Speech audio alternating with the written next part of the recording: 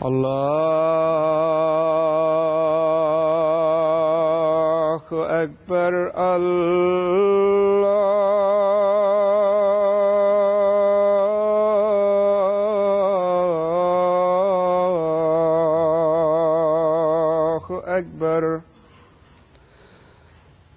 اللہ اکبر اللہ اکبر أشهد أن لا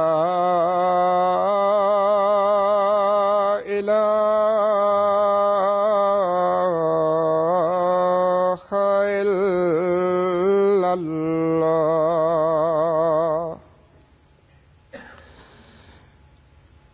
أشهد أن لا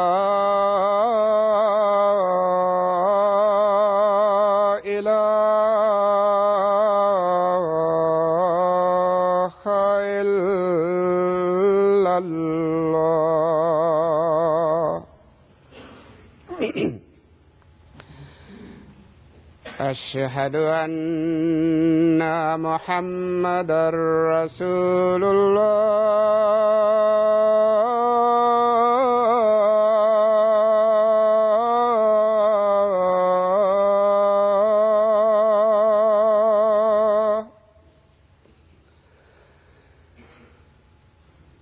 أشهد أن محمدًا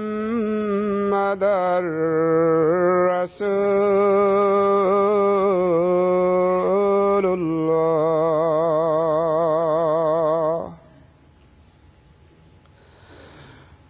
حي على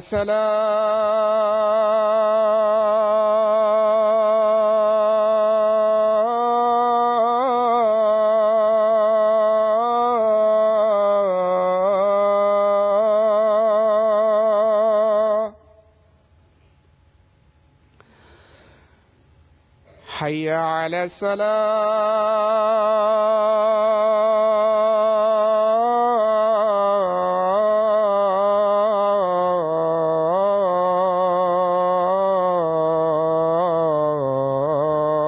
الصلاة حي على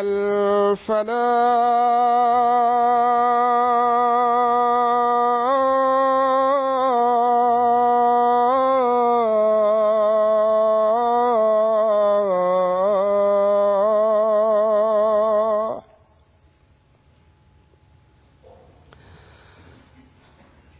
حي على الفلاح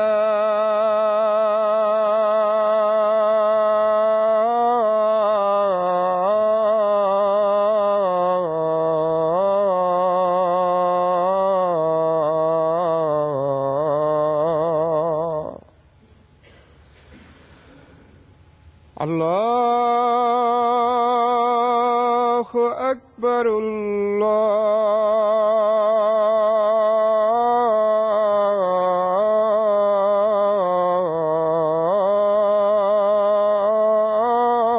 الله أكبر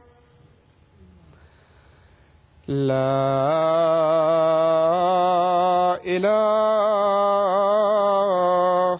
إلا الله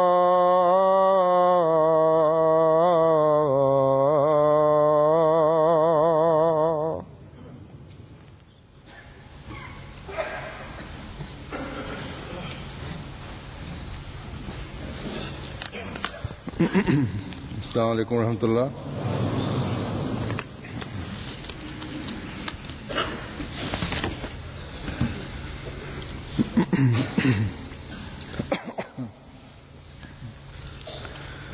أشهد أن لا إله إلا الله وحده لا شريك له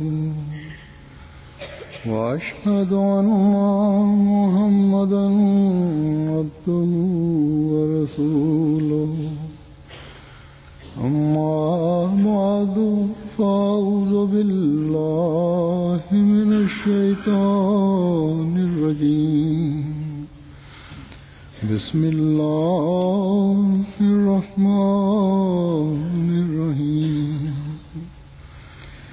الحمد لله رب العالمين الرحمن الرحيم مالك يوم الدين إياك نعبد وإياك نستعين اهدنا الصراط المستقيم صراط الذين أنعمت عليهم غير المغضوب عليهم ولا الضالين كل من عليها فان ويبقى وجه ربك ذو الجلال والإكرام. ان آیات کا یہ ترجمہ ہے کہ ہر چیز جو اس پر ہے یعنی زمین پر ہے یا کائنات میں ہے فانی ہے اور باقی رہنے والا صرف تیرے رب کا جاہ و اکرام ہے. حضرت مسیح موعود علیہ السلام اس بارے میں فرماتے ہیں کہ ہر ایک چیز فنا ہونے والی ہے اور ایک ذات تیرے رب کی رہ جائے گی. پھر ایک جگہ فرماتے ہیں کہ ہر ایک چیز کے لیے بجز اپنی ذات کے موت ضروری ٹھہرا دی، یعنی اللہ تعالیٰ نے سوائے اپنی ذات کے علاوہ ہر چیز کے لیے موت ضروری ٹھہرا دی. پھر اپنے ایک شعری کلام میں جو آپ نے محمود کی آمین کے نام سے منظوم فرمایا، یہ نظم آپ نے اپنے سب سے بڑے بیٹے سیدنا محمود مصلح موعود رضی اللہ عنہ کی آمین پر لکھی تھی، جو دعائیہ اشعار اور نصائح سے پر نظم ہے. ان اشعار میں حضرت سیدنا مصلح موعود رضی اللہ عنہ کے ساتھ ان دعاؤں اور نصائح میں دوسرے دو بیٹوں کو بھی شامل فرمایا، بلکہ پوری جماعت ہی اس میں شامل ہے. یہ لمبی نظم ہے، اس میں ایک جگہ دنیا کے عارضی ہونے اور اس سے بے رغبتی کی طرف توجہ دلاتے ہوئے فرماتے ہیں دنیا بھی سرا ہے بچھڑے کا جو ملا ہے، اگر 100 برس رہا ہے آخر کو پھر جدا ہے. پھر آگے ایک مصرع ہے کہ شکوہ کی کچھ نہیں جا یہ گھر ہی بے بقا ہے. بس وہ امام الزمان جو اس زمانے میں بندے کو خدا سے قریب کرنے آئے تھے، وہ اپنی اولاد کی خوشی کے موقع پر بھی اپنی اولاد کو بھی اپنی نسل کو بھی اور اپنی جماعت کو بھی اس طرف توجہ دلا رہے ہیں کہ ہماری حقیقی خوشی اپنے خدا سے تعلق پیدا کرنے اور اس کی رضا کے حصول میں ہے. دنیا خوشیاں مناتی ہے تو عجیب و غریب قسم کی بدعات کو فروغ دیتی ہے، لغویات میں پڑتی ہے، دنیاوی دکھاووں کے لیے خوشیاں منائی جا رہی ہوتی ہیں. لیکن آپ نے یہ سبق دیا کہ ہماری تو تمام تر توجہات کیونکہ خدا کی طرف ہونی چاہیے، اس لیے ہمارے ہر عمل یا اعمال خدا کی رضا کے حصول کے لیے ہوں. اور جب اس چیز کا ادراک پیدا ہو جائے گا تو ہماری غمی اور خوشی سے کے دھارے غمی اور خوشی کے دھارے خدا تعالیٰ کی رضا کے حصول کی طرف بہ رہے ہوں. آپ علیہ السلام جو حضرت صلی اللہ علیہ وسلم کے مشن کی تکمیل کے لیے آئے تھے، آپ کے لیے اس سے بڑھ کر اور کیا خوشی کی بات ہو سکتی تھی کہ آپ کی اولاد اللہ تعالیٰ سے لو لگانے والی ہو، حضرت صلی اللہ علیہ وسلم کے عشق میں ڈوبنے والی ہو، اور اللہ تعالیٰ کی آخری شرعی کتاب جو قرآن کریم کی صورت میں حضرت صلی اللہ علیہ وسلم پر اتری، اسے پڑھنے والے اور اس پر عمل کرنے والے ہوں. بس جب حضرت مسلم موعود رضی اللہ عنہ نے قرآن کریم کا پہلا دور مکمل فرمایا تو آپ نے ایک دعوت کا اہتمام فرمایا اور اس تقریب کے لیے خاص طور پر یہ نظم لکھی، جس کا ہر شعر، جیسا کہ میں نے کہا، پردرد دعاؤں، اللہ تعالیٰ کی حمد و ثنا اور نصائح سے پر ہے. اس خوشی پر بھی آپ نے اسوہ رسول صلی اللہ علیہ وسلم پر عمل کرتے ہوئے اپنی اولاد اور متبعین کو یہ توجہ دلائی کہ دنیا اور دنیا والوں سے دل نہ لگانا، خدا کو ہمیشہ یاد رکھنا کہ یہی زندگی کا مقصد ہے. ایک وقت آئے گا جب دنیا اور اس کی تمام چیزیں یہیں رہ جائیں گی اور انسان اس دنیا سے رخصت ہو جائے گا. فرماتے ہیں شکوہ کی کچھ نہیں جا، یہ گھر ہی بے بقا ہے. بس جب یہ دنیا اور اس کی چیزیں باقی رہنے والی نہیں تو پھر اسے دل لگانا بھی بے فائدہ ہے. پھر شکوہ کیسا؟ اگر ہمیشہ کا فائدہ حاصل کرنا ہے تو اس ہستی سے تعلق جوڑ کر حاصل کیا جا سکتا ہے جو ہمیشہ سے ہے اور ہمیشہ رہے گا، اور ہمیشہ رہنے والی ذات خدا ذوالجلال والاکرام کی ذات ہے. بس یہ آیات جو میں نے تلاوت کی ہیں، اس میں بھی اللہ تعالیٰ نے دو اہم باتوں کی طرف توجہ دلائی ہے. پہلی بات تو یہ کہ ہر چیز میں زوال ہے، آہستہ آہستہ اس میں ختم ہونا ہے، اور ہر انسان کی آخری منزل موت ہے. لیکن پھر ساتھ ہی اس طرف بھی توجہ دلائی، دوسری بات یہی کہی کہ مومنوں کو، ایمان لانے والوں کو، اللہ تعالیٰ کی رضا کے حصول کے لیے کوشش کرنے والوں کو یہ بھی امید رکھنی چاہیے کہ جو بندے اللہ تعالیٰ کے ہو جاتے ہیں، اس کی تلاش میں رہتے ہیں، اپنی نسلوں کی نیکیوں پر قائم رہنے کے لیے تربیت کرتے ہیں، اپنی روحانیت بڑھانے کے لیے کوشاں رہتے ہیں، قرآنی تعلیمات کے پابند رہنے کی کوشش کرتے ہیں، وہ اس زندگی سے، جو دنیاوی زندگی ہے، اس سے تو بے شک گزر جاتے ہیں یا ان کی یہ زندگی تو ختم ہو جاتی ہے، لیکن ایک اور زندگی جو دائمی زندگی ہے، جو اس دنیاوی زندگی سے جانے کے بعد انسان کو ملتی ہے، اس کو پا لیتے ہیں. اگلے جہان میں اللہ تعالیٰ کے پیار کی آغوش میں آ جاتے ہیں، اللہ تعالیٰ کی طرف سے یہ پیار بھری آواز سنتے ہیں کہ فادخلی فی عبادی وادخلی جنتی، بس آ اور میرے خاص بندوں میں داخل ہو جا، اور آ اور میری جنت میں داخل ہو جا.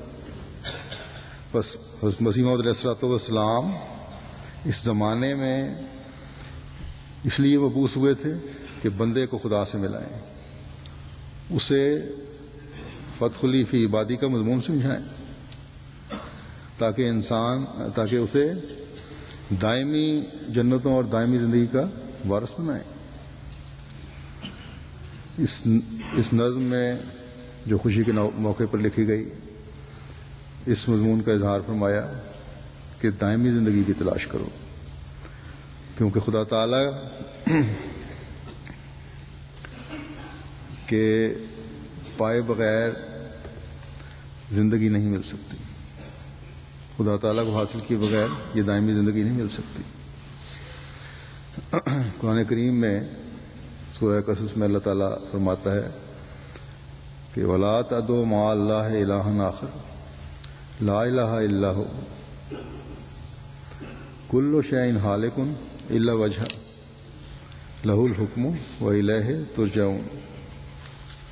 اور اللہ تعالیٰ کے سوا کسی معبود کو مت پکار، اس کے سوا کوئی معبود نہیں. ہر ایک چیز ہلاک ہونے والی ہے سوائے اس کے جس کی طرف اس کی توجہ ہو، یعنی خدا تعالیٰ کی جس طرف توجہ ہو وہی بچنے والی چیز ہے، باقی سب ہلاک ہونے والی چیزیں ہیں. حکم اسی کے اختیار میں ہے اور اسی کی طرف سب کا لوٹنا ہے. بس یہ مضمون ہے جو ہمیں یاد رکھنا ہے، یہ وہ طریق ہے جسے ہمیں اپنانے کی کوشش کرنی ہے، یہ وہ مقصود ہے جسے ہم نے حاصل کرنا ہے، کہ یہی ہماری پیدائش کا مقصد ہے. جیسا کہ اللہ تعالیٰ فرماتا ہے وَمَا خَلَقْتُ الْجِنَّ وَالْإِنسَ إِلَّا لِيَعْبُدُونِ، کہ ہم نے جن و انس کو نہیں پیدا کیا مگر اس لیے کہ وہ میری عبادت کرے. بس یہ عبادت کا مفہوم اس وقت سمجھ آئے گا، اس وقت اس پر عمل کی کوشش ہوگی جب اس یقین پر انسان قائم ہوگا کہ لا الہ الا ہو، کہ اس یعنی اللہ کے سوا کوئی معبود نہیں، اور تمام چیزیں ہلاک ہونے والی اور فنا ہونے والی ہیں سوائے اس کے جس کی طرف اللہ کی توجہ ہو. اور اللہ تعالیٰ توجہ کرتا ہے ان کی طرف جو نیک نیتی سے اس کی عبادت کی کوشش کرتے ہیں، اسے ایک مانتے ہوئے اس کے حکموں پر عمل کرنے کی کوشش کرتے ہیں.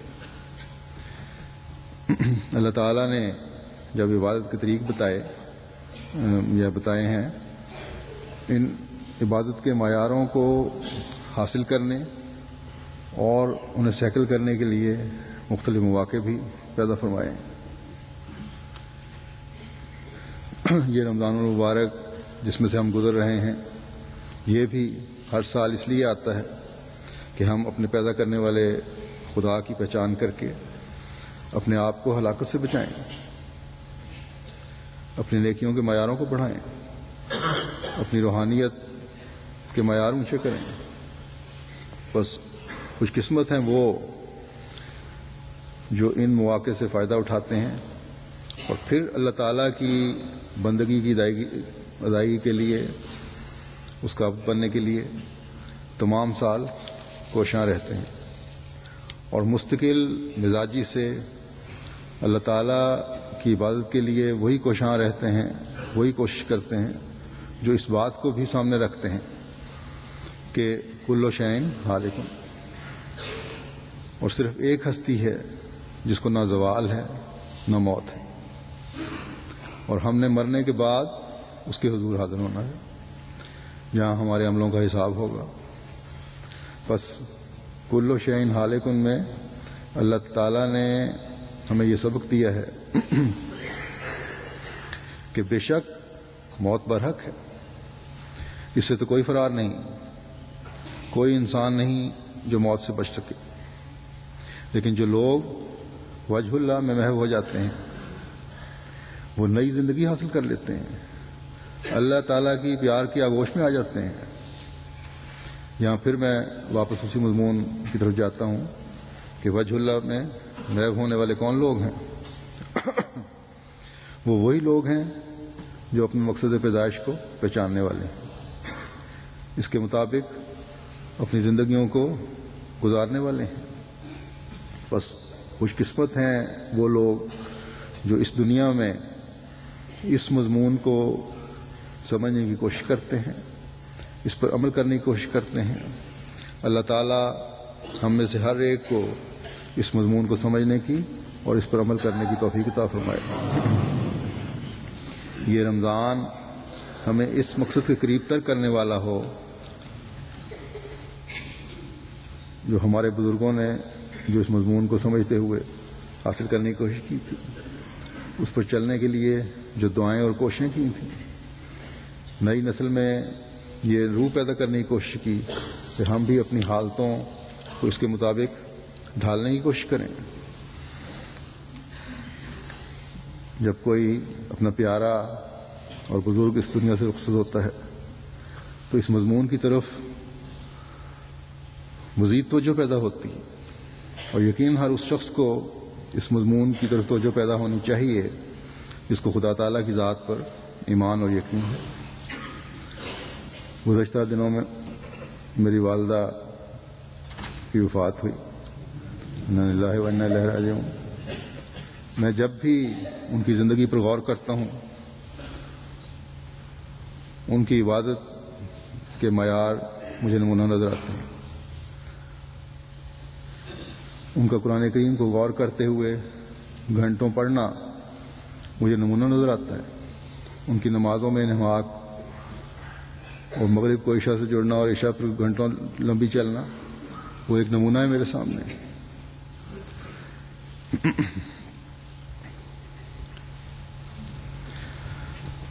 میری والدہ وہ تھیں جنہوں نے گو حضرت مسیح موعود علیہ الصلوۃ والسلام کا زمانہ تو نہیں دیکھا، لیکن ابتدائی زمانہ دیکھا۔ اس خلیفۃ المسیح اول رضی اللہ تعالیٰ عنہ کا پیار اور دعائیں حاصل کی، صحابہ اور صحابیات سے فیض پایا، حضرت مسیح موعود علیہ الصلوۃ والسلام کے قریب کے زمانے کے زیر اثر اور حضرت خلیفۃ المسیح ثانی رضی اللہ تعالیٰ عنہ کی سب سے بڑی بیٹی اور بچوں میں دوسرے نمبر کا ہونے کی وجہ سے حضرت مسیح موعود علیہ الصلوۃ والسلام کی صحبت سے براہ راست فیض یاب ہونے والوں کی صحبت کا اثر ان میں نمایاں تھا۔ آپ کا اٹھنا بیٹھنا، بول چال، رکھ رکھاؤ میں ایک وقار تھا،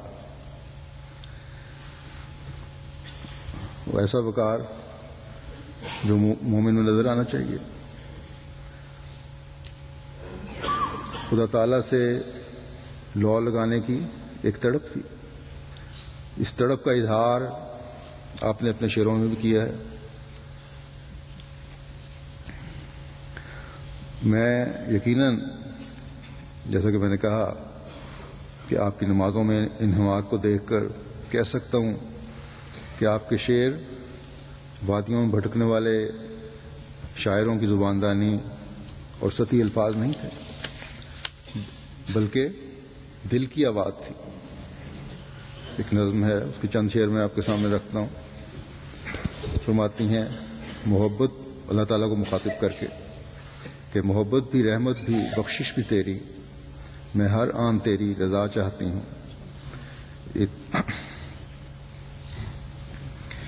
اطاعت میں اس کی سبھی کچھ ہی کھو کر میں مالک کا بس آسرا چاہتی ہوں۔ میرے خانہ دل میں بس تو ہی تو ہو، میں رحمت کی تیری رضا چاہتی ہوں۔ ایک مرتبہ ایک جنازہ گزر رہا تھا، حضرت صلی اللہ علیہ وسلم صحابہ کے ساتھ وہاں کھڑے تھے۔ صحابہ نے اس مرنے والے کی تعریف کی تو آپ نے فرمایا واجب ہو گئی۔ بعد میں یہ پوچھنے پر کہ کیا واجب ہو گئی، آپ نے فرمایا جنت واجب ہو گئی، کیونکہ جس کی نیکیوں کی لوگ تعریف کریں اللہ تعالیٰ اس کی بخشش میں سامان پیدا فرما دیتا ہے۔ میری والدہ کی وفات پر جو بے شمار تعزیت کے خطوط آ رہے ہیں اور جن سے ان کا براہ راست واسطہ پڑتا رہا، سبھی ان کے مختلف اوصاف کی تعریف لکھ رہے ہیں۔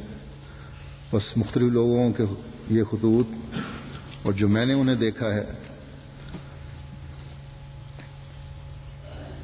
اس سے امید ہے اور دعا ہے کہ اللہ تعالیٰ نے ان کی اس دعا کو کہ میں رحمت کی تیری رضا چاہتی ہوں قبول کرتے ہوئے اپنی مغفرت اور رحمت کی چادر میں لپیٹ لیا ہوگا۔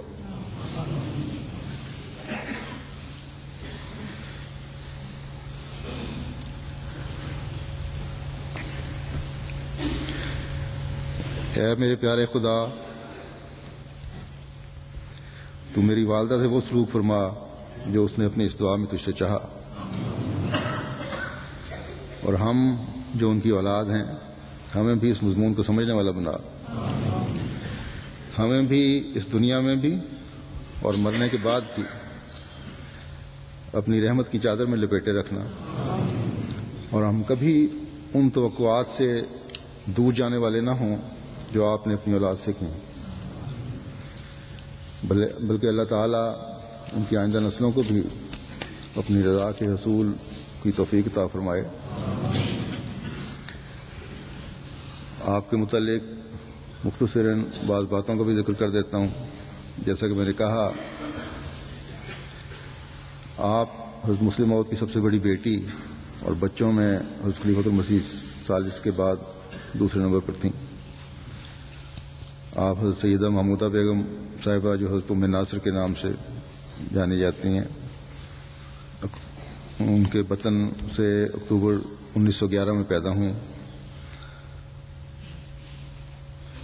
حضرت مسلم موعود رضی اللہ عنہ کا حضرت ام ناصر سے نکاح کا واقعہ بھی مختصر بیان کر دیتا ہوں۔ یہ نکاح 1902 میں ہوا، اور حضرت ام ناصر سیدہ محمودہ بیگم صاحبہ حضرت ڈاکٹر خلیفہ رشید الدین صاحب رضی اللہ تعالیٰ عنہ کی بیٹی تھیں۔ حضرت خلیفہ رشید الدین صاحب وہ ہیں جن کی مالی قربانیوں کو دیکھتے ہوئے حضرت مسیح موعود علیہ الصلوۃ والسلام نے تو فرمایا تھا کہ اب یہ مالی قربانیاں نہ بھی کریں تو جو کر چکے ہیں وہ بھی بہت ہیں، لیکن بہرحال وہ پھر بھی آخر دم تک کرتے رہے مالی قربانیاں۔ 1902 میں نکاح ہوا تھا، اکتوبر 1903 میں شادی ہوئی۔ حضرت مسیح موعود علیہ الصلوۃ والسلام نے حضرت ڈاکٹر صاحب کو جب یہ رشتہ تجویز کیا، تحریک فرمائی، تو حضرت مسیح موعود علیہ السلام نے لکھا حضرت خلیفہ رشید الدین صاحب کو کہ اس رشتے پر محمود بھی راضی معلوم ہوتا ہے، اور گو ابھی الہامی طور پر اس بارے میں کچھ معلوم نہیں، مگر محمود کی رضامندی ایک دلیل اس بات پر ہے کہ یہ امر غالباً واللہ عالم جناب الہی کی رضامندی کے موافق انشاءاللہ ہوگا۔ یقیناً یہ رشتہ جناب الہی کی رضامندی سے تھا کہ آپ کے سب سے بڑے بیٹے حضرت حافظ مرزا ناصر احمد صاحب کو اللہ تعالیٰ نے خلافت کی رضا پہنائی۔ میری والدہ کا نکاح 2 جولائی 1934 کو ہوا میرے والد حضرت صاحب مرزا منصور احمد صاحب کے ساتھ، جو حضرت مرزا شریف احمد صاحب کے بیٹے تھے، اور ساتھ ہی حضرت خلیفۃ المسیح ثالث رحمہ اللہ تعالیٰ کا نکاح بھی ہوا۔ اس موقع پر حضرت خلیفۃ المسیح ثانی نے مسجد اقصیٰ قادیان میں ایک بڑا لمبا خطبہ ارشاد فرمایا۔ ان ہر 2 نکاح میں پہلا نکاح حضرت مرزا ناصر احمد خلیفۃ المسیح ثالث کا تھا، اور دوسرا جیسا کہ میں نے کہا میرے والد والدہ کا۔ یہاں اس خطبے کے بعض حصے بیان کر دیتا ہوں، خاص طور پر عام طور پر پوری جماعت کے لیے یہ ہے، لیکن خاص طور پر خاندان حضرت مسیح موعود کے افراد کے لیے کہ ان کو بھی اپنی ذمہ داریوں کا احساس ہو اس کو سن کر۔ اور میری والدہ جو ہمیشہ اپنوں اور غیروں کی تربیت کے لیے کوشاں رہیں، ان کے اعلیٰ معیار کے لیے کوشاں رہیں، ان کو بھی اس کا ثواب مل جائے کہ ان کی وفات کی وجہ سے میری اس طرف توجہ پیدا ہوئی ہے۔ حضرت خلیفۃ المسیح ثانی فرماتے ہیں کہ وآخرین منہم لما یلحقوا بہم سے مراد ہے یعنی رسول کریم صلی اللہ علیہ وسلم کا بروز کامل۔ آپ کا مطلب یہ تھا کہ اگر اس وقت ایسا شخص مبعوث ہو چکا ہو جسے میرا وجود کہا جا سکے تو وہ اس دجال کا مقابلہ کرے گا، ورنہ سوائے اس کے اور کوئی صورت نہ ہوگی کہ مسلمان اس دجال سے لڑ کر مر جائیں۔ اس عظیم الشان فتنہ کے مقابلے کے لیے رسول کریم صلی اللہ علیہ وسلم نے یہ پیشگوئی کی ہے، یا یوں کہنا چاہیے کہ اپیل کی ہے کہ میں یہ امید کرتا ہوں کہ جب یہ فتنہ پیدا ہوگا تو اہل فارس میں سے کچھ لوگ ایسے کھڑے ہو جائیں گے جو تمام قسم کے خطرات اور مصائب کو برداشت کرتے ہوئے پھر دنیا میں ایمان قائم کر دیں گے۔ مسلم فرماتے ہیں کہ میں سمجھتا ہوں کہ یہ خالی پیشگوئی نہیں بلکہ رسول کریم صلی اللہ علیہ وسلم کی ایک آرزو ہے، ایک خواہش ہے، ایک امید ہے، اور یہ الفاظ بتاتے ہیں کہ خدا کا رسول ابنائے فارس سے کیا چاہتا ہے۔ اس فتنہ سے خطرات کے لحاظ سے بہت کم، نتائج کے لحاظ سے بہت کم، زمانے اور اثرات کے لحاظ سے بہت کم رسول کریم صلی اللہ علیہ وسلم کے زمانے میں بھی فتنہ اٹھا۔ صحابہ نے اس وقت جو نمونہ دکھایا وہ تاریخ کی کتابوں میں آج تک لکھا ہے، اور پھر آپ نے اس کی تفصیل بیان فرمائی کہ کیا نمونہ دکھایا صحابہ نے، کس طرح انہوں نے اپنی جانیں قربان کی۔ پھر حضرت مسلم موعود آگے جا کر اس جنگ کا ذکر کرتے ہیں جو فتح مکہ کے بعد ہوئی، اور جس میں 9 مسلم بھی شامل ہوئے تھے، اور ان کو اپنی تعداد پر بڑا زوم اور بھروسہ تھا، اس پر تکبر کر رہے تھے، لیکن کفار کے تیروں کی جب بارش پڑی ہے تو اس کے آگے ٹھہر نہ سکے، اور ان 9 مبائن کی کمزوری ایمان کی وجہ سے یا ٹریننگ نہ ہونے کی وجہ سے جب ان کے گھوڑے بد گئے ہیں تو انہوں نے جو پرانے صحابہ تھے ان میں بھی ان کے صفوں میں بھی بے ترتیبی پیدا کر دی، کھلبلی مچا دی، جس کی وجہ سے ان کے گھوڑے بھی بدکنے لگے، اور اس کا نتیجہ یہ ہوا کہ حضرت صلی اللہ علیہ وسلم کے ساتھ صرف 10-12 صحابہ رہ گئے۔ تب صحابہ کو خاص طور پر صحابہ کو بلکہ خاص طور پر انصار کو حضرت صلی اللہ علیہ وسلم نے ایک صحابی کو کہہ کر یہ اعلان کروایا کہ انصار، خدا کا رسول تمہیں بلاتا ہے۔ اس وقت جب ان کے سب کے گھوڑے بدک رہے تھے اور باوجود موڑنے کے لیے کہ نہیں موڑ رہے تھے، صحابہ کہتے ہیں کہ ہم اتنی زور سے ان کی لگامیں کھینچتے تھے کہ ان کی گردنیں مڑ کے پیچھے لگ جاتی تھیں، لیکن اس کے باوجود جب ڈھیلی چھوڑو پھر واپسی کی طرف دوڑتے تھے گھوڑے۔ تو اس وقت جب یہ اعلان ہوا کہ خدا کا رسول تمہیں بلاتا ہے تو صحابہ کہتے ہیں کہ ہمیں ایسے لگا جیسے ہمارے جسموں میں ایک بجلی سی دوڑ گئی۔ سواریوں میں قابو کرنے کی کوشش کی تو پھر بھی نہیں مڑتی تھی، کسی کی سواری مڑ سکی تو سواری پر چڑھ کر، ورنہ پھر اس آواز کے بعد اپنے گھوڑوں اور اونٹوں کی گردنیں اڑاتے ہوئے کاٹ کے ان کی گردنیں کاٹ دیں اور وہیں ان کو گرا کے تو پیدل ہی چند منٹ میں حضرت صلی اللہ علیہ وسلم کی آواز پر جمع ہو گئے۔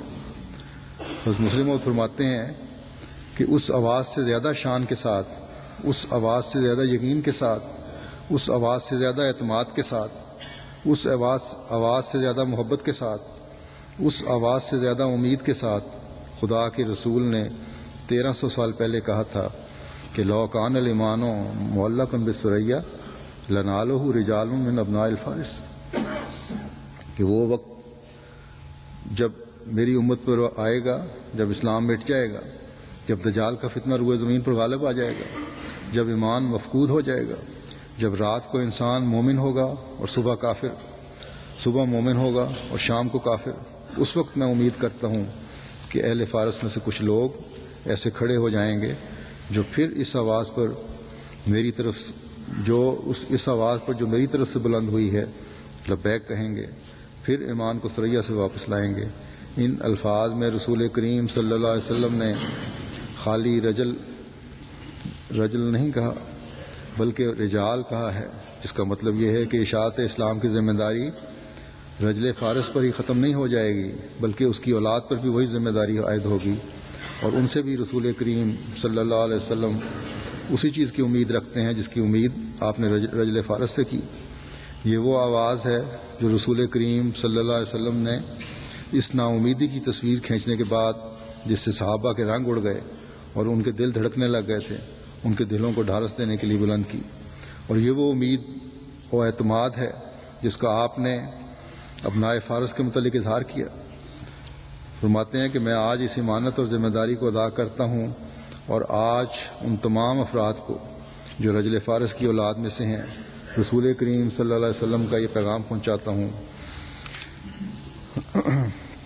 رسول کریم صلی اللہ علیہ وسلم نے امت محمدیہ کی تباہی کے وقت امید ظاہر کی ہے کہ لنالہ رجال من فارس، اور یقین ظاہر کیا ہے کہ اس فارسی نسل موعود کی اولاد دنیا کی لالچوں، حرصوں اور ترقیات کو چھوڑ کر صرف ایک کام کے لیے اپنے آپ کو وقف کر دے گی، اور وہ کام یہ ہے کہ دنیا میں اسلام کا جھنڈا بلند کیا جائے، ایمان کو ثریا سے واپس لایا جائے اور مخلوق کو آستانہ خدا پر گرایا جائے۔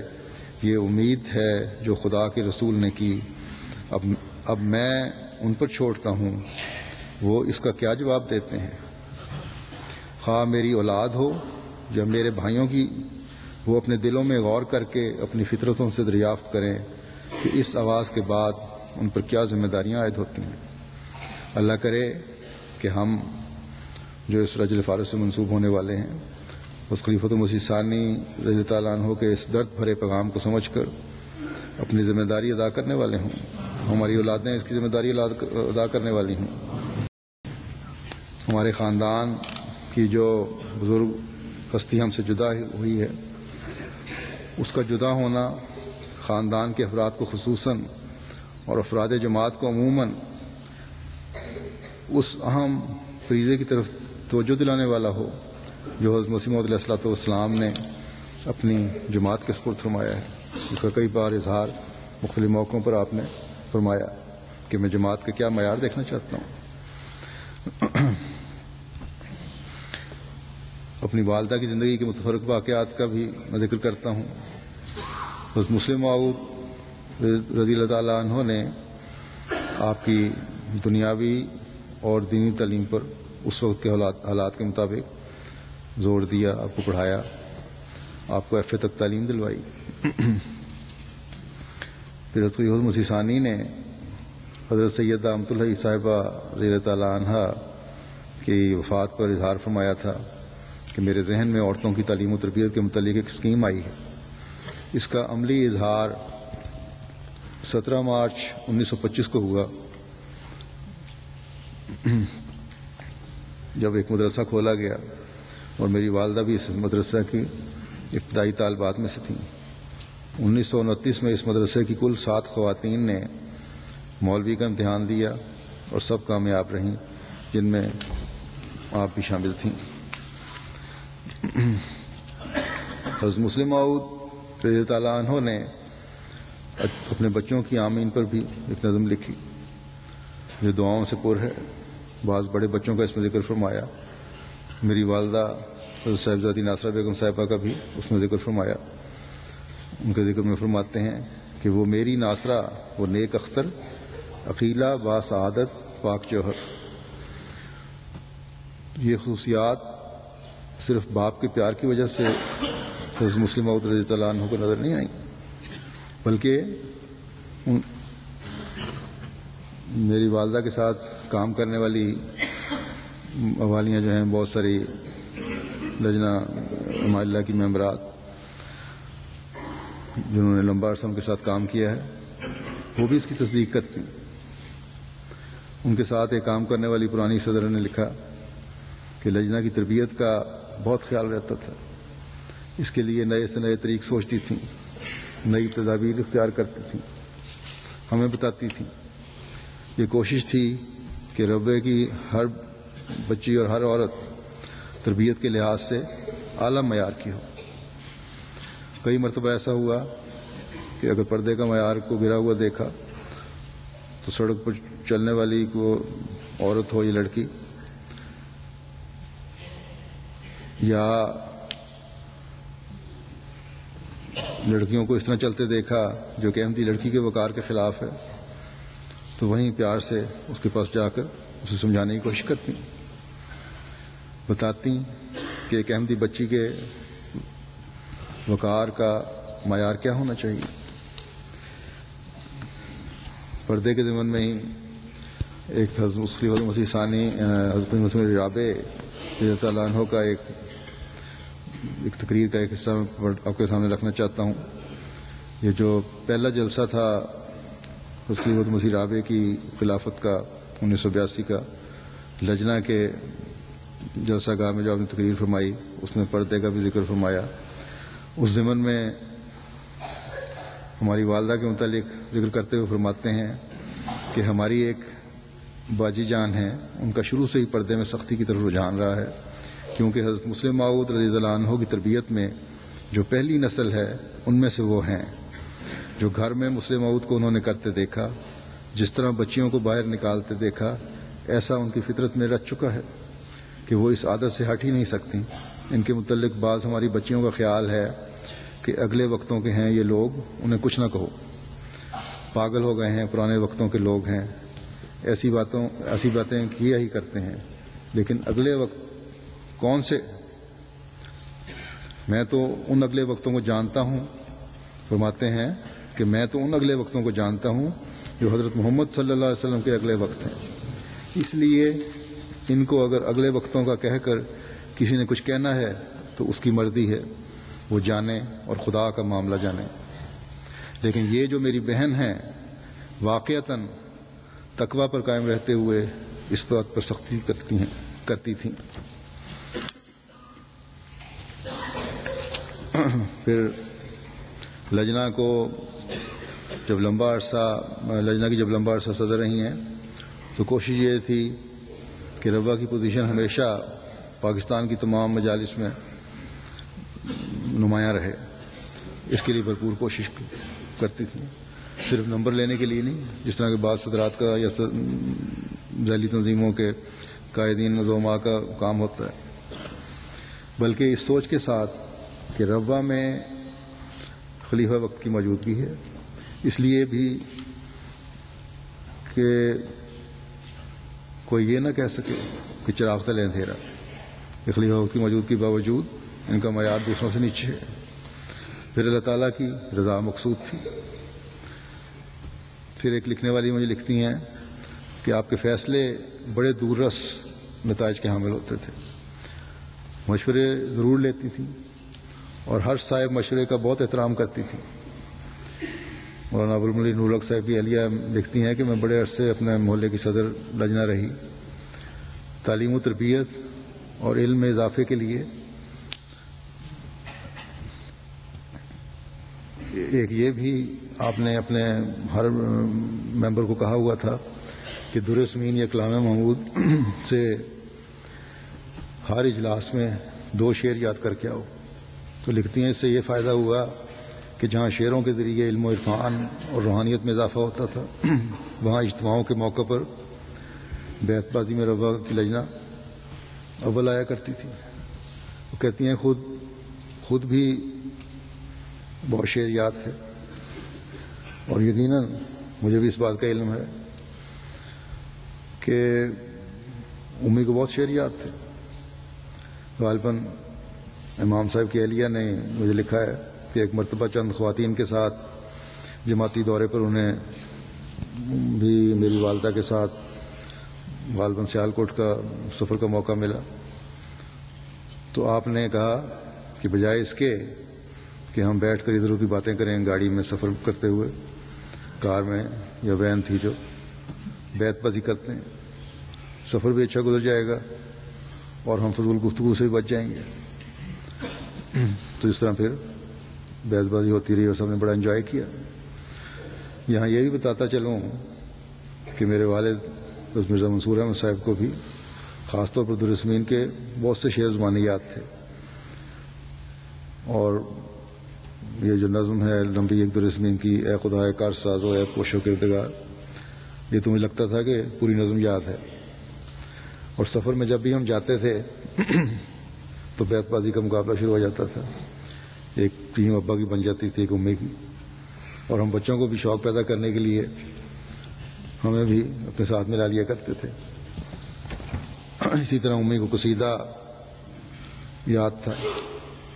آخری عمر میں جب میں یہ محسوس کیا کہ یادداشت میں کمی ہو رہی ہے، بعض شعر یا الفاظ فوری طور پر یاد نہیں آتے، تو اپنی نواسیوں میں سے جو بھی ساتھ ہوتی تھیں میرے والد صاحب کی وفات کے بعد، تو اسے قصیدہ پکڑا دیتی اور خود پڑھتی تھیں، اور روزانہ کا یہ معمول تھا کہ قصیدہ یہ جو ہے پہلے 70 اشعار والا قصیدہ یا ہے نا فیض اللہ والعرفانی، وہ مکمل ختم کر کے سوتی تھیں. کہیں آخر عمر تک بھی کوئی ایک آدمی اس طرح بھول جاتی ہیں، تمام شعر یاد تھے. اسی طرح میں نے دیکھا ہے کہ قرآن کریم جیسا کہ میں نے کہا بڑے اہتمام سے غور کر کے پڑھتی تھیں.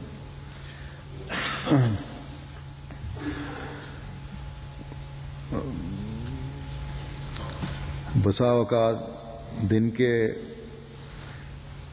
وقت جب کام سے فارغ ہوتی تھی، یہ نہیں گھر کے کام نہیں تھے، گھر میں بھی کام کرنے والیوں کو بھی ہاتھ بٹاتی تھیں، مختلف کاموں میں دلچسپی لیتی تھی.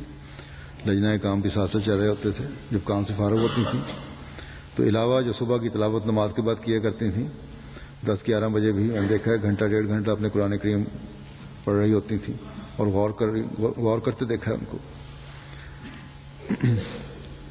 لیکن یہ بھی تھا کہ یہ عادت بالکل نہیں تھی کہ بلا وجہ اپنی علمیت کا اظہار کریں، لیکن مطالعہ بڑا گہرا تھا.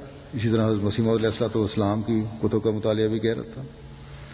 جیسا کہ میں نے بتایا کہ مولوی کا امتحان پاس کیا تھا، عربی پڑھی ہوئی تھی، عربی کتب بھی پڑھ لیتی تھی اور اچھی عربی آتی تھی. دوسروں کے لیے ہمدردی کا جذبہ بہت تھا. اپنے وسائل کے لحاظ سے جس حد تک مدد ہو سکتی تھی کرتی تھی، نقد بھی اور جنس کی صورت میں بھی. پھر دوسروں کو بھی توجہ دلاتی تھی کہ فلاں قابل مدد ہے، اس کی مدد کرو. اس وجہ سے بعض مخیر لوگ جن کا آپ کے ساتھ قریبی تعلق تھا وہ آپ کو ہی رقم دے دیتے تھے کہ خود ہی تقسیم کر دیں. روا کی کیونکہ لمبا عرصہ صدر رہی ہیں، محلوں میں جا کر وہاں اجلاسوں میں شامل ہوتی تھیں، اس لیے مختلف محلوں کے غریبوں کی ذات سے ذاتی واقفیت بھی تھی اور حالات کا بھی علم تھا ان کے. چودھری حمید اللہ صاحب نے مجھے بتایا وہ لمبا عرصہ گندم کمیٹی کے صدر رہے ہیں، امداد گندم کمیٹی کے. انہوں نے بتایا کہ جو سفارش امداد کی آتی تھی صدر لجنہ روا کی طرف سے، وہ یقین ہوتا تھا کہ مکمل تحقیق کے بعد آئی ہے اور جائز سفارش ہے، مزید تحقیق کی ضرورت نہیں ہے. صرف انتظامی اور دفتری حد تک صدارت نہیں تھی آپ کی، بلکہ لجنہ روا کے صدر ہونے کے ناطے تقریباً ہر گھر سے ذاتی رابطہ بھی تھا. روا کی لجنہ کی تنظیم پہلے مرکزی لجنہ کے زیر انتظام تھی. جنوری 1953 میں یہ فیصلہ ہوا کہ لجنہ روا کی تنظیم کو مرکزی لجنہ سے علیحدہ کر دیا، لیکن صدر لجنہ روا مرکزی عاملہ کی ممبر ہو گئی. بہرحال اس فیصلہ کے مطابق روا کے محلہ جات کی طرف سے جب یہ رائے لی گئی کہ کس کو صدر بنایا جائے تو متفقہ طور پر سرزادی ناصرہ بیگم صاحبہ کو صدر بنانے کی تجویز آئی. یہ تاریخ لجنہ میں لکھا گیا اور ان آراء کی روشنی میں پھر آپ کو صدر لجنہ روا مقرر کیا گیا. غالباً 1988 یا 89 تک آپ صدر رہی ہیں. اس کے بعد آپ نے اپنی کمزوری صحت کی وجہ سے معذرت کی، لیکن تب بھی لجنہ کام کرتی رہیں. ایک عاملہ کی ممبر کی حیثیت سے غالباً سیکرٹری خدمت خلق رہی ہیں. آپ کی صدارت کے دور میں لجنہ روا تقریباً ہر شعبے میں نمایاں کارکردگی دکھاتی رہی.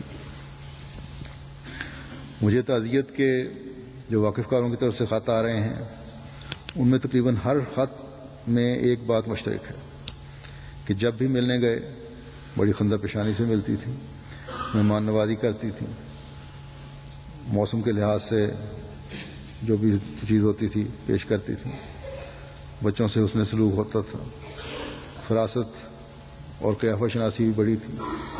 چہرے دیکھ کر حالات کا اندازہ کر کے پھر حالات پوچھتی اور دعاؤں اور نیک تدبیروں کی طرف توجہ دلاتی. اولاد کی تربیت کے بارے میں بھی دعاؤں کی طرف توجہ دلاتی ہیں. یہاں مہمان نوازی کا ذکر ہوا ہے تو بتا دوں کہ جیسا کہ میں نے بتایا کہ لمبا عرصہ لجنہ کی صدر رہیں، تو صدرات جو تھیں روا کی مختلف محلہ جات کی اور عاملہ ممبرات کے اجلاس بڑا لمبا عرصہ ہمارے ہی گھر میں ہوتے تھے. ہمارے گھر کا ایک بڑی وسیع برآمدہ تھا، 35-40 فٹ لمبا تو کم از کم ہوگا. اس میں انتظامات ہوتے تھے اور اجلاس والے دن ہمیں عصر کے فوراً بعد گھر سے نکلنا پڑتا تھا، کیونکہ پھر تمام کمروں کے راستے بند ہو جاتے تھے اور لجنہ کا قبضہ ہوتا تھا گھر پہ. اگر اندر ہیں تو پھر 2 گھنٹے کمرے کے اندر ہی رہنا پڑتا تھا کیونکہ راستہ کوئی نہیں. اور پھر یہ کہ اتنے بڑے مجمع کی جو تعداد تھی، عورتوں کی 150-200 عورت ہوتی تھی، چائے یا شربت جو بھی موسم کے لحاظ سے ضروری چیز ہوتی تھی پیش کی جاتی تھی، ساتھ کھانے کے لیے کچھ پیش ہوتا تھا، اور یہ سب کچھ وہ اپنے طور پہ کرتی تھی. مہمان نوازی کے بارے میں ایک میرے کلاس فیلو تھے، انہوں نے لکھا کہ میں ایک دفعہ تمہارے ساتھ بیٹھا ہوا تھا تو ایک حاجی صاحب ہوتے تھے تو کبھی کبھی آیا کرتے تھے، ان کی بہت سین میں پھر رہی تھیں تو آواز سن لی باہر. تو یہ سعید صاحب کہتے ہیں کہ میں نے وہاں بیٹھا ہوا تو مجھے آواز دی میری والدہ نے کہ جاؤ حاجی صاحب آئے انہیں اندر بٹھاؤ اور کھانے کا وقت ان پوچھو کھانا تو نہیں کھانا. تو اس طرح مہمان نوازی کی طرف بہت توجہ تھی. دوسروں کی ہمدردی کا ذکر ہے تو ایک صاحب نے مجھے لکھا کہ ان کے علم میں آیا، میری والدہ کے علم میں آیا کہ ان کے حالات اچھے نہیں ہیں اور پھر بچوں کو بھی باہر بھجوانے کی کوشش ہے. تو انہوں نے ایک دن اپنی جان ماز بھجوائی کسی کے ہاتھ کہ اس پہ میں نے تمہارے لیے اور تمہارے بچوں کے لیے بہت دعا کی ہے، انشاءاللہ تعالیٰ تمہارے سارے بچوں کو باہر جانے کا انتظام ہو جائے گا. اور وہ لکھتے ہیں چنانچہ اس کے بعد اللہ تعالیٰ نے ایسے غیر معمولی سامان پیدا فرمائے کہ تمام کا انتظام ہو گیا. جو ایک آدھ بچے کا نہیں تھا وہ بھی اس کو کچھ عرصہ پہلے ویزا مل گیا. تو لکھنے والے لکھتے ہیں کہ دعا تو کرتے ہیں لکھ کہو تو، لیکن ہمدردی ایسی ہے کہ بغیر کہے کہیں سے سن لیا کہ اس کے حالات ایسے ہیں تو خاص طور پر دعا کی اور پھر پیغام بھجوایا. ایک دفعہ میری والدہ نے خود ذکر فرمایا، ایک خواب سنائی تھی، مجھے خواب تو یاد نہیں یا کچھ حصہ بتایا تھا اس کا، لیکن اتنا ضرور یاد ہے کہ آپ نے فرمایا تھا کہ انہوں نے حضرت صلی اللہ علیہ وسلم کا دیدار کیا. اس طرح ایک دفعہ مجھے بتایا کہ جرمنی کے روشن مستقبل کے بارے میں بھی ایک خواب کا ذکر تھا، جماعت کے روشن مستقبل جرمنی میں. اس مرتبہ جب میں جرمنی میں گیا ہوں دورے پہ تو جماعت کے رابطے اور اثر دیکھے ہیں تو مجھے اپنی والدہ کی خواب بھی یاد آ جاتی ہے. خدا کرے کہ یہ روشن مستقبل کی طرف قدم ہو اور راستے کھلتے چلے جائیں. امی کی ایک خصوصیت یہ تھی کہ چندوں کا حساب بڑی باقاعدگی سے رکھا کرتی تھی. جائیداد سے جو بھی آمد ہوتی تھی پہلے چندہ وصیت اور جلسہ سالانہ پورا حساب سے، تاریخ عید، وقف عید، جو بھی وعدے ہوتے تھے، اور اس کے علاوہ مختلف تحریکات میں جو بھی حصہ ہوتا تھا ان کی ادائیگی کرتی تھی. اور جب تک میں وہاں رہا ہوں یہ چندوں کی ادائیگی کا حساب مجھ سے کروایا کرتی تھی، ادائیگی مجھ سے کروایا کرتی تھیں اور بار بار پوچھتی تھیں کہ حساب کے صحیح ہو، کہیں کم ادائیگی ہو. بڑی فکر رہتی تھی. متفرق آمدنیاں تھیں ان کی مختلف جائیدادوں سے. کسی ایک جگہ کی آمد میں اگر کہیں غلط فہمی ہو گئی بعض دفعہ حساب میں، اور جب بھی ان کو دوبارہ حساب کر کے کہا کہ اس میں مزید اتنا چندہ ادا کرنا ہے تو فوراً ادا کر دیا کرتی تھی.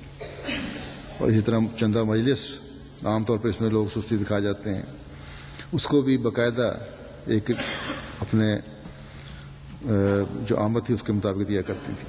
اور میرا خیال ہے شاید اس آمد کے حساب سے شاید سب سے زیادہ ادائیگی انہی کی طرف سے ہوتی ہو، کیونکہ بڑی باریکی میں جا کے حساب کیا کرتی تھی. ڈاکٹر نوری صاحب نے تعزیت کا خط مجھے لکھا تو اس میں ایک خط بھجوایا ان کا. جب 1999 میں غالباً 99 میں جیل گیا ہوں تو نوری صاحب نے جیل سے میری رہائی کے بعد ان کو جو مبارکباد کا خط لکھا تو اس کے جواب میں انہوں نے لکھا کہ عزیزم نوری، السلام علیکم ورحمۃ اللہ وبرکاتہ، کہ آپ کا خط ملا جس پر عزیزم مسرور کی بخیریت واپسی پر خوشی کا اظہار تھا. خدا تعالیٰ نے بہت فضل کیا، ورنہ دشمنوں کے منصوبے تو بہت خطرناک تھے. خدا تعالیٰ نے اپنے فضل و کرم سے اپنی قدرت کا اظہار فرمایا، جتنا بھی شکر کریں کم ہے. قریباً ربوہ کے ہر فرد نے اور ربوہ سے باہر بھی لوگوں نے بہت درد مندانہ دعائیں کی خدا تعالیٰ نے ان کی دعاؤں کو قبول فرمایا، الحمدللہ ثم الحمدللہ۔ آئندہ بھی اللہ تعالیٰ سب کی حفاظت فرمائے۔ تو یہ بھی ان کی عاجزی ہے اور شکرانے کا بہت بڑا اظہار ہے کہ ماں کے ناطے انہوں نے یہ نہیں کہا کہ میں نے بھی بہت دعائیں کی، یقیناً میرے لیے بہت دعائیں کی ہوں گی، لیکن جماعت کے افراد کی دعاؤں کو بہت اہمیت دی، اور پھر صرف دعا میں خود غرضی نہیں دکھائی۔ یہ نہیں کہا کہ اللہ تعالیٰ میری اور یا میرے بچوں کی حفاظت فرمائے، بلکہ لکھا کہ سب کو اپنی حفاظت میں رکھے۔ تو یہ وہ خوبی ہے جو حضرت مسیح موعود علیہ السلام کی جماعت کی ہے، اور جس کا اظہار آپ نے اس اعلیٰ تربیت کی وجہ سے کیا جو آپ کی حضرت مسلم موعود رضی اللہ تعالیٰ عنہ کے ہاتھوں سے ہوئی۔ آپ کے حضرت مسلم موعود کے ساتھ بھی بہت سے واقعات ہیں جو طوالت کی وجہ سے بیان نہیں ہو سکتے۔ آپ کے انٹرویو بھی آ گئے ہیں، آپ کی اس میں بھی سن لیں گے جنہوں نے ہونا یا پڑھ لیں گے۔ آپ کی طبیعت میں اپنے اوپر بڑا ضبط اور کنٹرول تھا، لیکن میرے بیٹے نے بتایا کہ 2-3 سال پہلے جب وہاں ہو گیا ہے تو میرے ذکر پر بڑی جذباتی ہو گئی تھی۔ اللہ تعالیٰ ان کی تمام دعائیں میرے لیے اور میرے بہن بھائیوں کے لیے اور ہماری اولادوں کے لیے پوری فرمائے۔ خلافت کے بعد میرے ساتھ تعلق میں ایک اور رنگ ہی آ گیا تھا۔ فون پر جب بھی بات ہوتی تھی تو محسوس کرتا تھا اس کو۔ ہمیشہ یہ بھی کہتی تھیں جب دورے پہ جانے سے پہلے فون کرتا تھا، ان کو پتا تھا میری حالت کا، وہاں سے زیادہ تو کوئی نہیں جانتا، میرے انداز کا بھی پتا تھا، بات مختصر کرتا ہوں، تھوڑی کرتا ہوں، بولتا کم ہوں، تو ہمیشہ یہی کہا کرتی تھیں اللہ تعالیٰ تمہاری زبان میں تمہاری تقریروں میں برکت ڈالے۔ اور خاص طور پر یہ تھا کہ میں نفل بھی پڑھ رہی ہوں اور سجدوں میں ہر نماز پہ دعا بھی کرتی تھی، کم از کم ایک سجدہ۔ لیکن جب 2005 میں قادیان میں میری ملاقات ہوئی ہے خلافت کے بعد پہلی دفعہ ان سے، تو میرے لیے ایک عجیب صورتحال تھی، ایک عجیب انوکھا تجربہ تھا۔ خلافت سے وہ تعلق جو میں نے ان کی آنکھوں میں پہلے خلفاء کے لیے دیکھا تھا وہ میرے لیے بھی تھا۔ وہ بیٹے کا تعلق نہیں تھا، وہ خلافت کا تعلق تھا جس میں عزت و احترام تھا۔ عزیزم ڈاکٹر ابراہیم منیب صاحب جو میر محمود کے بیٹے ہیں، انہوں نے ان کا وہاں انٹرویو بھی لیا، مختلف پرانی باتوں کا انٹرویو لیا، اس میں میرا بھی ذکر آ گیا۔ انہوں نے بتایا کہ بلکہ کیسٹ بھی بھیجی ہے مجھے، اس میں ان کو وہاں ریکارڈ کروایا کہ میں اب عزت و احترام اس لیے کرتی ہوں، میرے متعلق بتایا کہ وہ خلیفہ وقت ہے۔ میری پیاری والدہ نے دنیا کے رشتے کو ہر رشتے پر مقدم رکھا۔ یہاں بھی خلافت کا رشتہ بیٹے کے رشتے پر حاوی ہو گیا۔ جب ملنے جاتا تو ایک خوشی اور آنکھوں میں چمک ہوتی تھی، ان کے چہرے پر سے خوشی پھوٹ رہی ہوتی تھی۔ جاتے ہی بیٹھتا، جتنا وقت مجھے ملتا تھا قادیان کے جو بھی ہمارا گزرے دن اس عرصے کے دوران جلسے کی مصروفیات سے جو وقت ملتا تھا جاتا تھا، پیار کرتے ہیں، ساتھ بٹھا کر کافی دیر تک باتیں ہوتی رہتی تھیں۔ لیکن قادیان کا یہ عرصہ صرف 15 دن کا تھا۔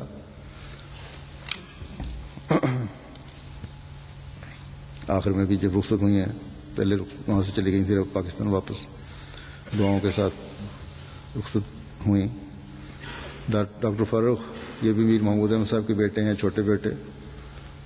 انہوں نے مجھے لکھا کہ حضرت خلیفۃ مسیح رابع کی وفات پر جب میں گیا اور میں نے تعزیت کی تو مجھے نصیحت کی اور دعا کی تحریک کی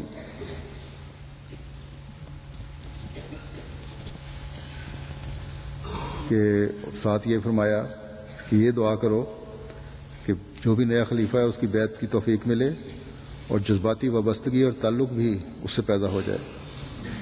بس ان کا تعلق خلافت سے تھا جس کے لیے دعا بھی کی اور نصیحت بھی کی. اللہ تعالیٰ کروٹ کروٹ انہیں جنت نصیب کرے. واقعات تو بہت ہیں، جیسا کہ میں نے کہا. آخر میں ایک بات میں پیش کرنا چاہتا ہوں. 1913 میں حضرت مسلم موعود رضی اللہ عنہ نے الفضل جاری کرنے کا ارادہ فرمایا تو حضرت ناصر صاحبہ نے ابتدائی سرمایہ کے طور پر اپنا کچھ زیور پیش کیا. حضرت مسلم موعود رضی اللہ عنہ فرماتے ہیں کہ خدا تعالیٰ نے میری بیوی کے دل میں اس طرح تحریک کی جس طرح ختیجہ رضی اللہ عنہا کے دل میں رسول کریم صلی اللہ علیہ وسلم کی مدد کی تحریک کی تھی. انہوں نے اس امر کو جانتے ہوئے کہ اخبار میں روپیہ لگانا ایسا ہی ہے جیسے کنویں میں پھینک دینا، اور خصوصاً اس اخبار میں جس کا جاری کرنے والا محمود ہو. یہ بھی ایک عاجزی تھی اس کے لیے ثانی کی، جو اس زمانے میں شاید سب سے بڑا مذموم تھا. آپ اپنے 2 زیور مجھے دے دیے کہ میں ان کو فروخت کر کے اخبار جاری کر دوں. ان میں سے ایک تو ان کے اپنے کڑے تھے سونے کے، اور دوسرے ان کے بچپن کے کڑے سونے کے تھے جو انہوں نے اپنی اور میری لڑکی عزیزہ ناصرہ بیگم کے استعمال کے لیے رکھے ہوئے تھے. میں زیورات کو لے کر اسی وقت لاہور گیا اور 550 میں کو وہ دونوں کڑے فروخت ہوئے، اور اس سے پھر یہ اخبار جاری ہوا الفضل. قارئین الفضل حضرت مسلم موعود رضی اللہ عنہ کی اس پیاری بیٹی اور میری والدہ کو بھی الفضل پڑھتے ہوئے دعاؤں میں یاد رکھیں کہ الفضل کے اجراء میں گو بے شک شعور رکھتے ہوئے تو نہیں، لیکن اپنے ماں باپ کے ساتھ آپ نے بھی حصہ لیا. اور یہ الفضل جو ہے آج انٹرنیشنل الفضل کی صورت میں بھی جاری ہے. اللہ تعالیٰ ان کے درجات بلند فرماتا چلا جائے اور ان کی دعائیں ہمیشہ ہمیں پہنچتی رہیں. ابھی نماز جمعہ کے بعد انشاءاللہ ان کو نماز جنازہ بھی غائب پڑھاؤں گا. اس کے علاوہ اور جنازے بھی ہیں. ایک جنازہ ہوگا چودھری نذیر احمد صاحب کا. یہ گورنمنٹ سروس میں رہے اور 1981 میں وہاں سے جب ریٹائر ہوئے تو انہوں نے وقف کیا. مصری مسیح ثالث نے انہیں نائب ناظر زراعت اور نائب وکیل زراعت لگایا اور ایک لمبا عرصہ 2003 تک اس خدمت پر معمول رہے. بڑی اچھی طرح خدمت کرتے رہے. بڑی عاجزی سے انہوں نے اور بڑی محنت سے کام کیا. افریقہ کے بعد ممالک میں بھی مسیح رابطے نے ان کو بھجوایا. میرے ساتھ بھی سندھ کی زمینوں کی وجہ سے ان کا بڑا تعلق رہا. نہایت عاجز انسان تھے اور بڑا عزت و احترام کیا کرتے تھے، باوجود اس کے عمر میں مجھ سے کئی بڑے تھے. بڑے احترام سے پیش آتے تھے. اور جب کالج میں یہ پڑھتے تھے تو اس وقت کالج میں چھٹیوں کے دوران حضرت مولوی شیر علی صاحب کے ساتھ انہوں نے ترجمہ قرآن انگریزی میں بھی مدد کی ہے. اور اس طرح ان کا قرآن کریم ترجمے میں بھی حصہ ہے. ان کی 2 بیٹے ہیں، ایک بیٹی ہیں، اور اللہ تعالیٰ ان سب کو صبر عطا فرمائے اور ان درجات بلند فرمائے. جوانی سے ہی ان کے بارے میں لکھا ہے کہ ان کو باقاعدہ تہجد کی عادت تھی. یہ تو میں نے بھی دیکھا ہے کہ جب بھی میرے ساتھ سفر کیا ہے انہوں نے جاتے تھے تو 3 بجے رات کو یا جو بھی وقت ہوتا تہجد کے لیے اٹھتے اور بڑے انہماک سے بڑے خشوع سے تہجد پڑھا کرتے تھے. بلکہ ان کے خاندان میں ان کی اس نیکی کی وجہ سے صوفی نذیر احمد کے نام سے مشہور تھے، یا بہت زیادہ نمازیں پڑھنے والے چودھری صاحب کہلایا کرتے تھے. تو اللہ تعالیٰ ان کے درجات بلند فرمائے. اس کے علاوہ ایک جنازہ کرم مرزا رفیق احمد صاحب کا، یہ حضرت مسیح ثانی کے سب سے چھوٹے بیٹے تھے. ان کی بھی 4-5 دن پہلے وفات ہوئی ہے. انا للہ و انا الیہ راجعون. جماعتی خدمات تو ان کی کوئی نہیں ہے ایسی، لیکن بہرحال اللہ تعالیٰ ان کے مغفرت اور رحم کا ان سے سلوک فرمائے. ان کے 3 بیٹے اور 1 بیٹی ہیں. اللہ کے فضل سے خلافت سے بڑا وفا کا تعلق ہے ان سب کا.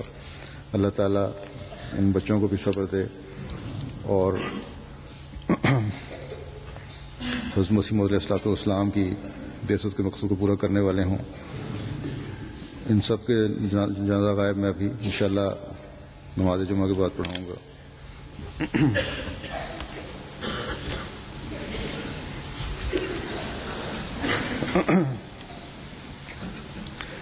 الحمد لله نحمده ونستعينه ونستغفره ونؤمن به ونتوكل عليه ونعوذ بالله من شرور أنفسنا ومن سيئات أعمالنا من يهده الله فلا مضل له ومن يضلل فلا هادي له ونشهد أن لا إله إلا الله ونشهد أن محمدا عبده ورسوله. عباد الله رحمكم الله إن الله يأمر بالعدل والإحسان وإيتاء ذي القربى وينهى عن الفحشاء والمنكر والبغي يعظكم لعلكم تذكرون. اذكروا الله يذكركم وادعوه يستجب لكم ولذكر الله أكبر.